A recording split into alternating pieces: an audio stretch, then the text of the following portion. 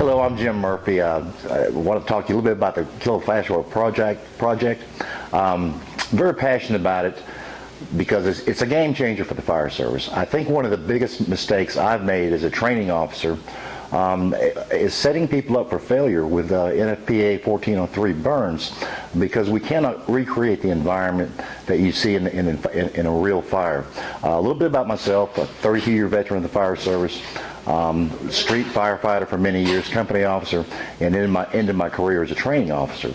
But in looking back and learning the new science and the physics behind what we're actually doing here with these live burns, I really am embarrassed to admit I didn't really totally have a clear understanding of ventilation.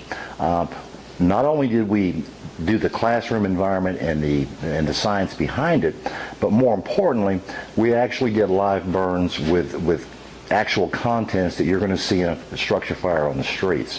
Having said that, I learned a great deal more about flashover than I could imagine.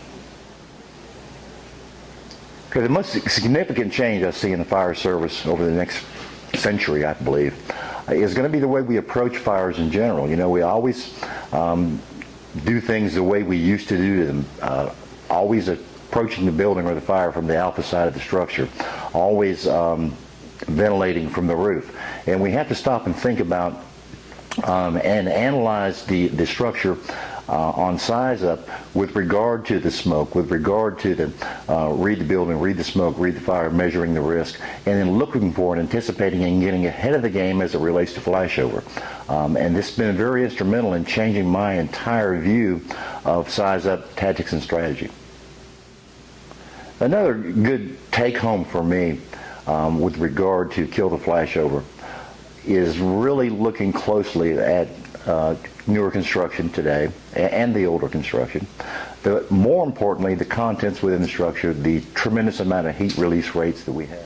Now, another interesting take home for me would be the construction types that we deal with today. In reading the building, reading the smoke, reading the fire, measuring the risks, we have to look at the fire from two perspectives. Are we dealing with a contents fire or a structure fire? In today's lightweight construction and other types, we find the structural integrity of the building, particularly with this higher heat release rates, is causing flashover and decay of the building more rapidly than ever before in the history of the fire service. So we as educators, we as firefighters, we as people that are charged with serving the public need to educate ourselves better to protect our own and also the citizens we serve by, again, learning, understanding the dynamics of the construction as it relates to the fire itself.